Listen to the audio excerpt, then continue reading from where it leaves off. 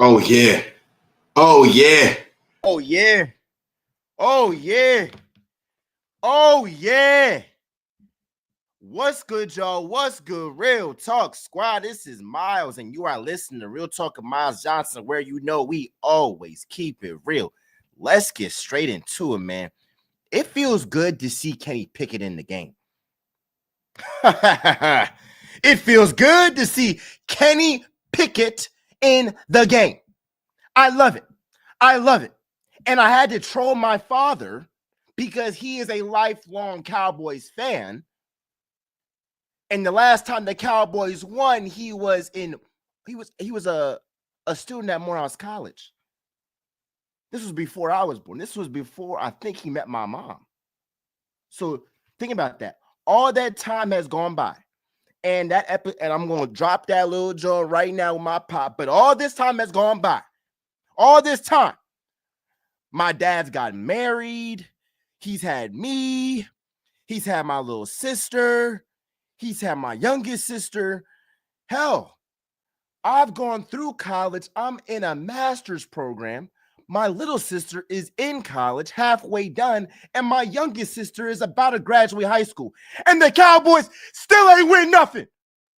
Still ain't win nothing. Bum franchise, poverty franchise, led by a terrible owner. This is amazing.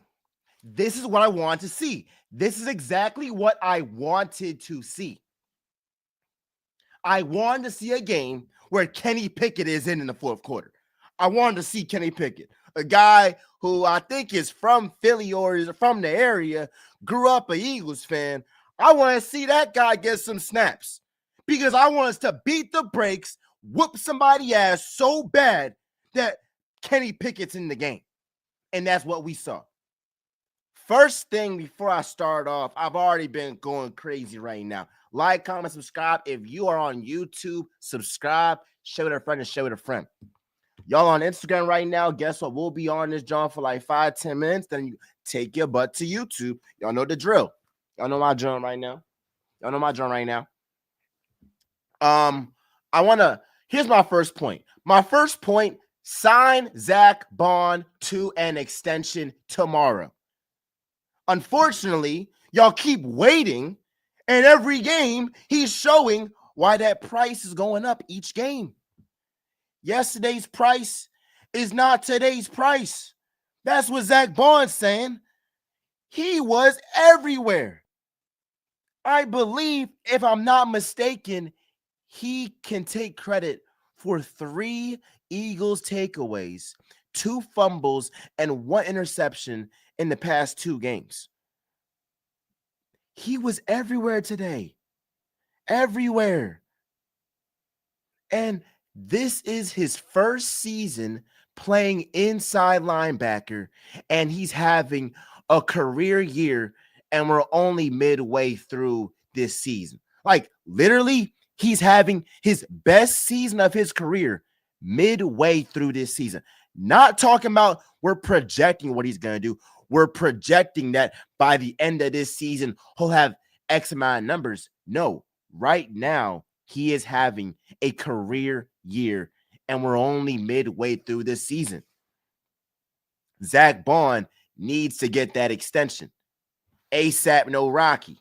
ASAP, no Rocky. I want to shout out CJ Garner-Johnson. I'm going to say it again. I want to shout out CJ Garner-Johnson. We are now seeing in the past 3 games, he got 2 picks. He got 2 picks.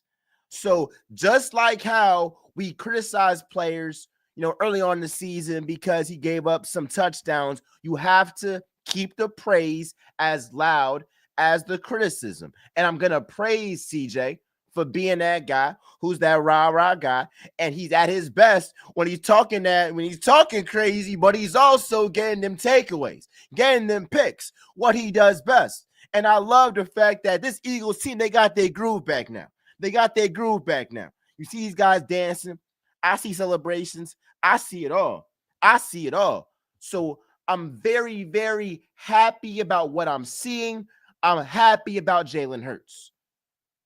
I'm happy about Jalen Hurts. Now, I can list down his accolades. I can list down the records that he's broken in this game. You want me to do that? Oh, best believe I'll do it. Best believe I'll do it. Best believe I'll do it. First of all, Jalen Hurts is the first Eagles quarterback in NFL history, well, in Eagles history, the first Eagles quarterback in history with multiple games of 2 rushing touchdowns and 2 passing touchdowns. And he got that feat by doing what today? Had that QB run, get that second rushing touchdown. So you can't just say that he's a tush push merchant, because he's had multiple touchdowns this year where it hasn't been a tush push. It hasn't been a tush push. So I'm looking at Hurts, and essentially he has 20 total touchdowns in this season to 5 picks. I'm taking that every single day of the week. I'm taking that. It's more. Jalen Hurts is the first quarterback in NFL history with 4 seasons of 10-plus rushing touchdowns, breaking a tie with Cam Newton. He's also the first quarterback in NFL history with 4 straight seasons of 10-plus rushing touchdowns. Jalen Hurts is the only QB in league history to do this in consecutive seasons. Look.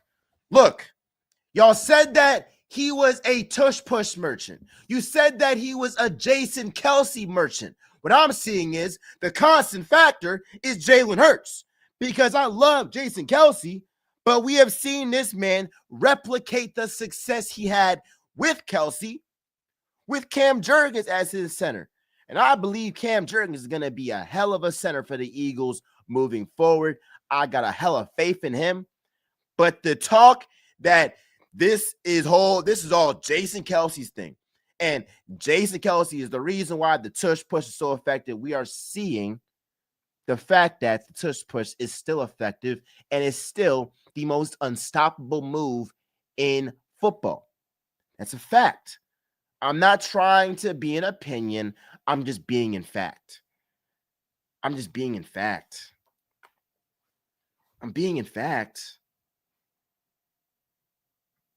I'm looking at Jalen Hurts with his deep ball. Thank you for the person that mentioned that on Instagram. You know what? Jalen Hurts is the best deep ball thrower in the NFL. The only person that you want to say maybe he's over him is Russell Wilson. And I'll concede that just off of respect. Just off of respect of what he's done in this league. But we keeping it a bean. Jalen Hurts is the best deep ball thrower in the league, dog. I'll give you, he missed Devontae Smith. Now, Caitlin Carson was getting cooked all game. It was bad. Oh my gosh. Devontae Smith could have had 2 touchdowns on his ass. We saw what A.J. Brown did. I mean, it felt like they was jumping, buddy. Like, first it was Devontae turn, and then it was A.J. turn. And Carson got lucky because, Hurts underthrew Devontae on that, John. But he got cooked all game.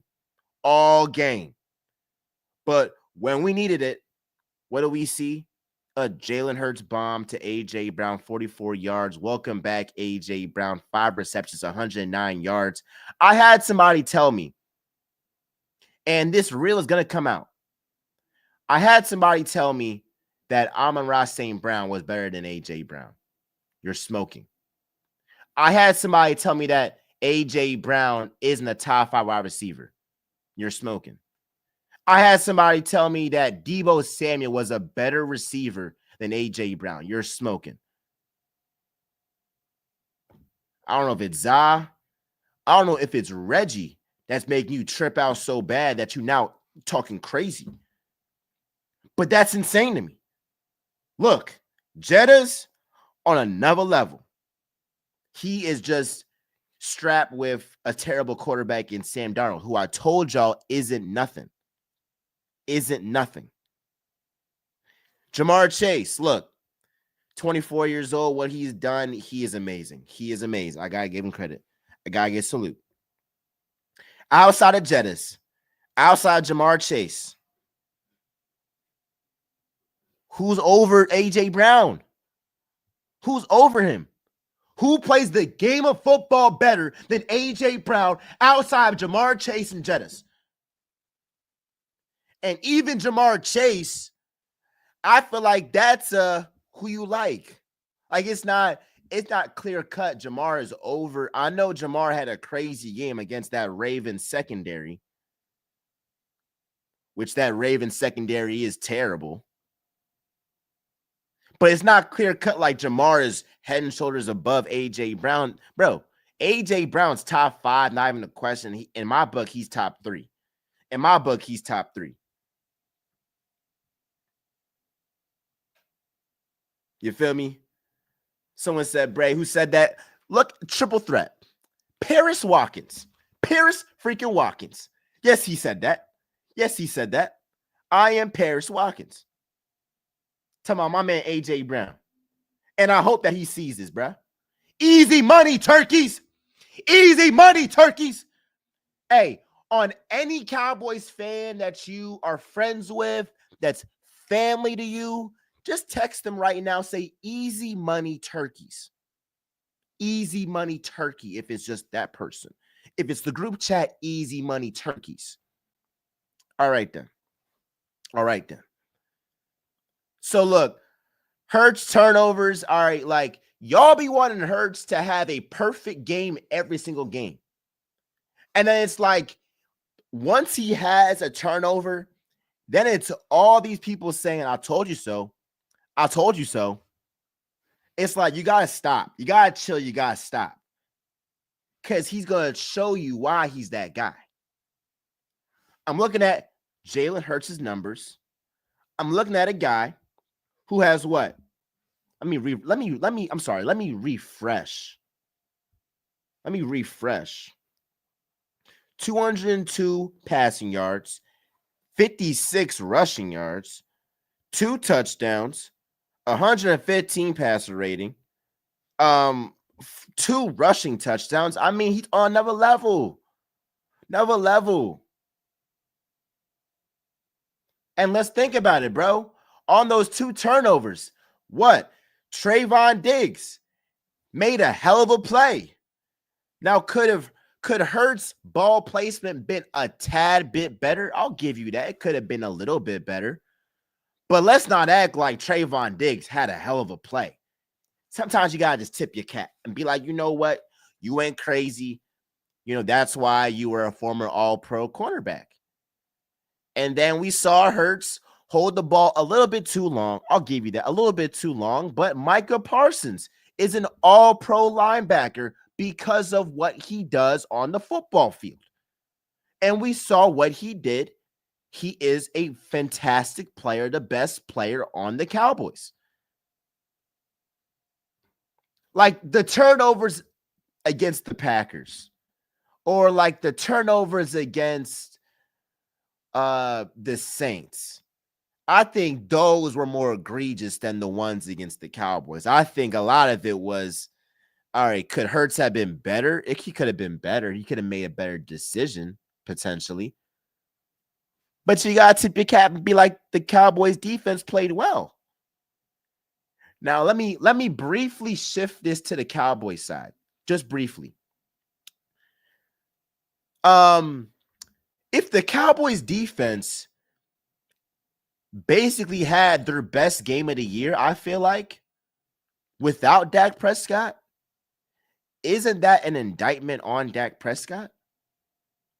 Shouldn't that be an indictment that the defense looked pretty damn good without you and with Cooper Rush in?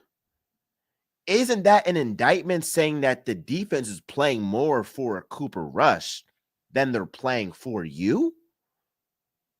I think that should be something that should at least be on the table. Because I saw this defense. Yes, Micah Parsons came back, but we saw this defense get cooked with Micah Parsons in the lineup and Dak Prescott in the lineup. Look, this defense held Saquon at 66 rushing yards. Now, yes, he did not play the fourth quarter, but in that first half, they kind of held him in check a little bit.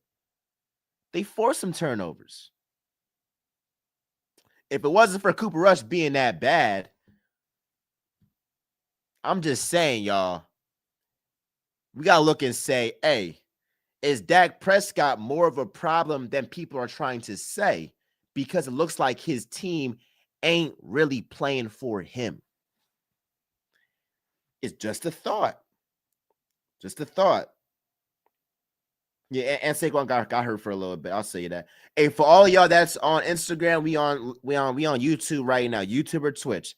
Hit that link in the bio. Let's do it, man. Let's do it, man. Show some love, like, comment, subscribe. Let's do that. Let's talk more about this Eagles team. Johnny Wilson. Johnny Wilson. Johnny Football. I am very, very happy for bro. I know it was earlier this season. He had a touchdown, but it got called back for a penalty. I was like, dang. But I say, yo, he could potentially be a really good red zone threat. And I'm looking at Johnny Wilson. Johnny Wilson can really be a red zone threat for the Eagles. He can, bro. He can. It's not me being a homer. It's not me just overreacting because the Eagles demolished the Cowboys. But it's me saying, look, A.J. Brown is going to garner a lot of attention in the red zone. Saquon Barkley is going to garner a lot of attention in the red zone. Dallas Goedert is going to garner a lot of attention in the red zone. So I'm looking at a guy in Johnny Wilson who's 6'8", I believe. I mean, damn. Jalen Hurts, throw the ball up. Johnny Wilson, catch that, John. Ain't nobody taller than you, bro. Catch that, John. And so we saw him create separation. It was a little bit of like backyard football, and he got himself a touchdown. So I'm very, very happy, very, very proud. And this could be a little bit of a glimpse of what we can do to utilize Johnny Wilson to his best ability. I like that a lot. Zack Baun, we already talked about him. He's been amazing. Talked about Hurts turnovers. This Eagles defense. All right, look. Let's talk about this real quick. Because my man, Quinyon Mitchell, again, is a dog. I'll say it again. My man, Quinyon Mitchell, is a dog. And if he could just catch the ball a couple more times, we're talking about the runaway favorite to win Defensive Player of the Year. Look, I know that Jared Verse been having a good year, and he's the favorite right now. But I'm looking at this, and I'm saying, yo, all Quinyon Mitchell needs to do is just get on the hot streak and get some picks. And we're talking about him being the Defensive Rookie of the Year. Also, somebody who should be in that conversation is Cooper DeJean. Let me say something about Cooper DeJean. I did not know he was an athletic freak. I'm looking at his basketball highlights. I'm like, dog. Spin move, drop step.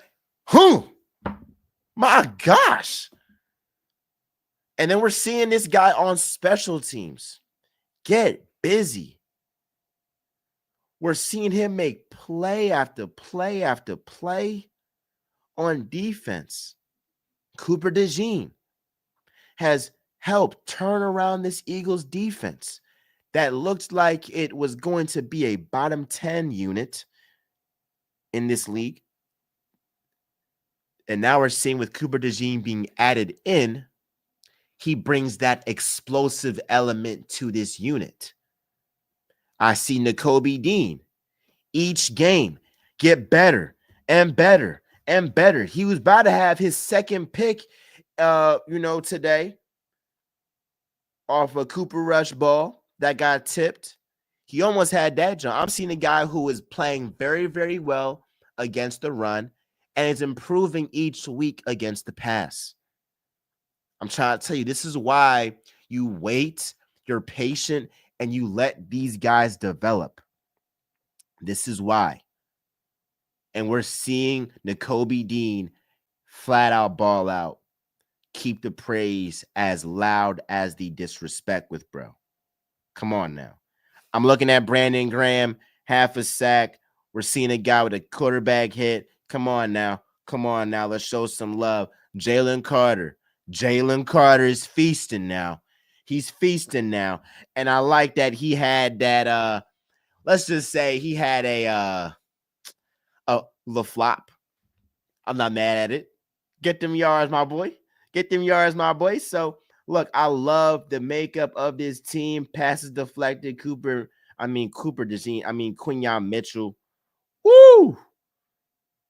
Woo! I'm looking at Darius Slay, 2 passes deflected as well. Hey, put some respect on that man Slay. Put some respect on that man Slay. Let's do it. Let's do it. For some reason, he makes my heart drop because it's like every game he's going in the medical tent, out of the medical tent. I'm like, dog, what's going on, my boy? But look, he's snapping. And then I want to say this one thing.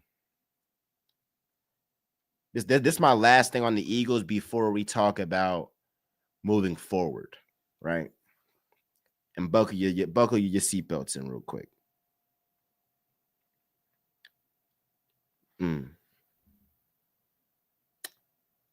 Buckle your seatbelts in. I got to get my thoughts together.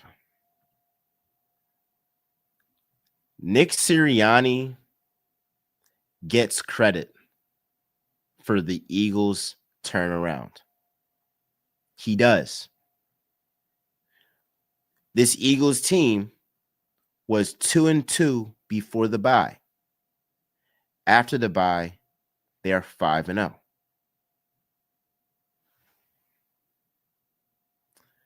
If y'all know real talk, y'all know I have been very critical of Nick Sirianni.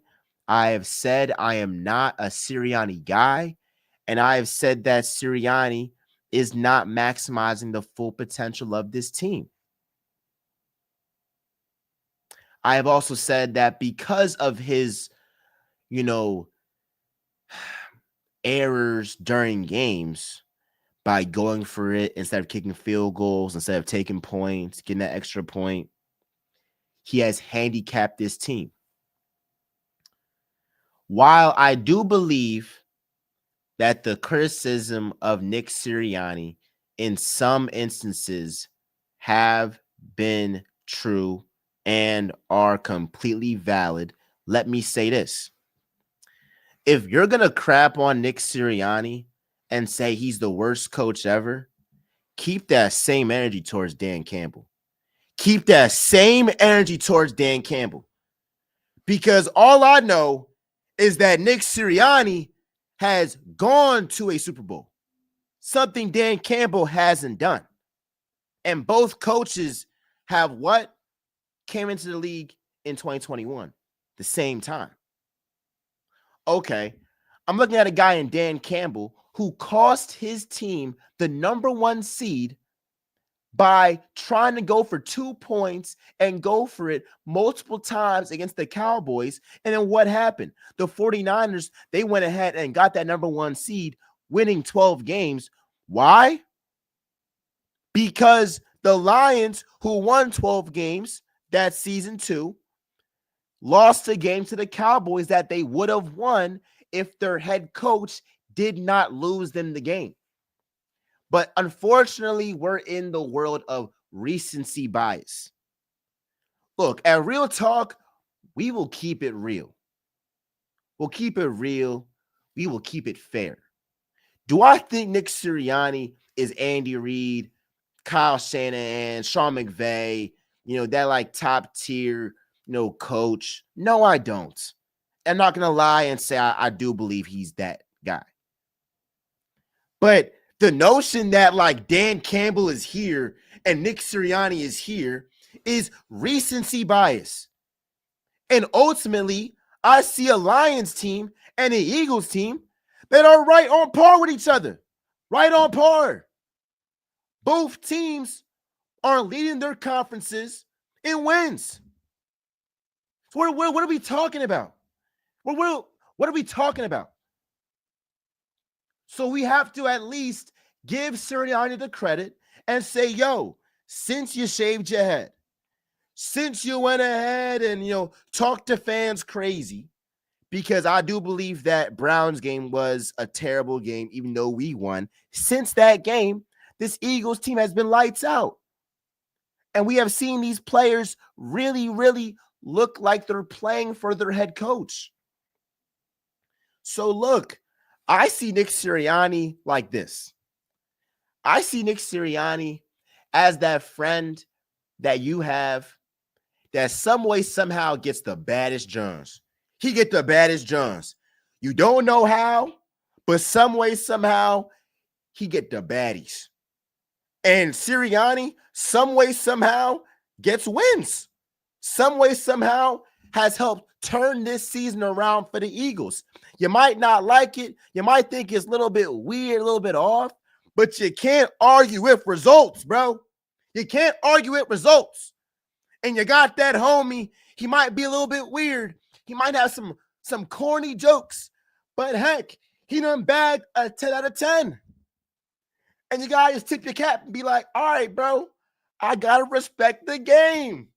That's Sirianni. You gotta respect the game at some point. You feel me, bro? You have to at least respect the game to a certain point and say, you know what? You're doing your thing. I gotta give you credit. Are you perfect? No, you're not perfect. But I can't say that you're the problem now when this team has went ahead and won 5 straight games. Now, I am still on the side that is saying, look, I want to see Nick Sirianni go out here. I want to see him, go out here and try to, not put this team in harm's way by certain questionable calls. But today was a game where you didn't have to see Sirianni in that position. So again, if you're going to crap on Nick Sirianni, then you have to keep that same energy towards Dan Campbell. Last John, bro, before I head off this, John, I really appreciate y'all. Like, comment, subscribe, helps the channel a lot, man. Appreciate y'all for real. Another thing I'll say too, let's look into this Eagles schedule. So right now the Eagles are 7-2. First place in the NFC East. Shout out to the Steelers. Thank you very much. I knew that you would do it. Russell Wilson. Do that dance, brother. Mr. Unlimited. Let's do it, man. Let's do it. I'm looking at this Eagles remaining schedule, and I see Commanders. All right. W at home. I'm looking at Rams. That's going to be a tough game for sure. Ravens, that's going to be a tough game for sure. Panthers, Steelers, Commanders, Cowboys, Giants. All right, look. I'm looking at this Eagles remaining schedule, and I'm saying against the Commanders, that's the season. That's the season.